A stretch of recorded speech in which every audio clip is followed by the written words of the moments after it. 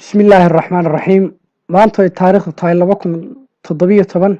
bishii saddexaad 14 keedii waxaan jeclaystay inaan kaga qayb galo jiifta la yiraahdo milad silsilada miimleyda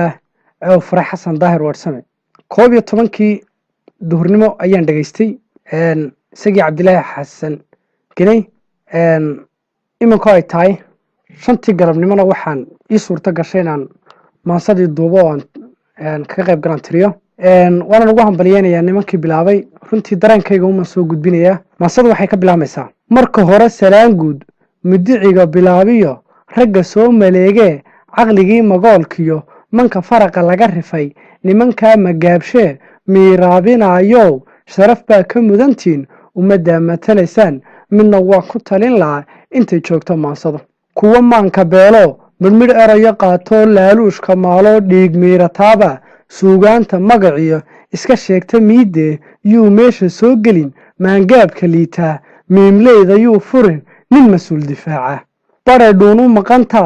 ishi soo maqiiqine umaldaha naftiisiyo sida midigta loo jaray mawjadaha cadaabtiyo uga diga maxaadhada maamuuska dhaqankiyo maahmaahna ugu dara maandhow araarta waxba yaan ku maahine aan milada dhaarta ugu furo markhaatiga dalku waa mashruuco maxastiya agoonta laga wada macaasha min reer ka taliyo waa meherad gooniya dulmi moorsan baa yaal cirku waa minguuro lama arag maluugtii waxa milasho ciiduna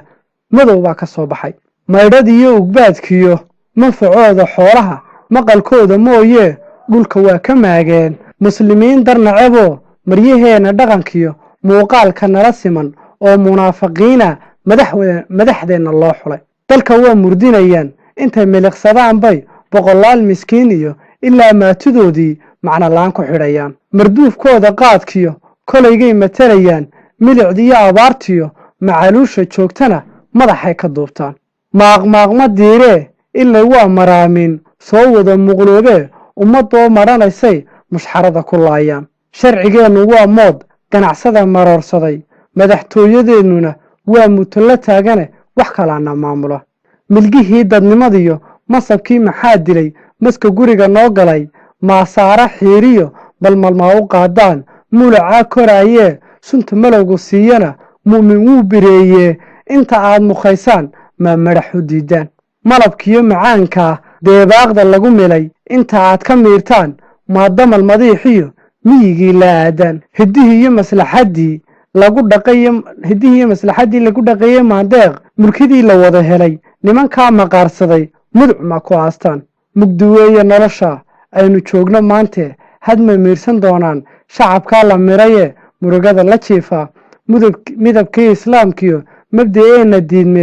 mabda'eenna diimeed goormaa la marino murannada qabiilkiyo maaweelo laga tegin waxaan muunadaydiyo mucda jiifta kaga baxay mooraar dadkaygow maytidana dhaantee midnimada ha loo kaco wassalaamu calaykum waraxmatullaahi wabarakaatu intaas ayay ku eg tahay jiiftadii milad oon ugu dhaaranayay markhaatiga oo Cabdilaahi Xasan gale furay muddo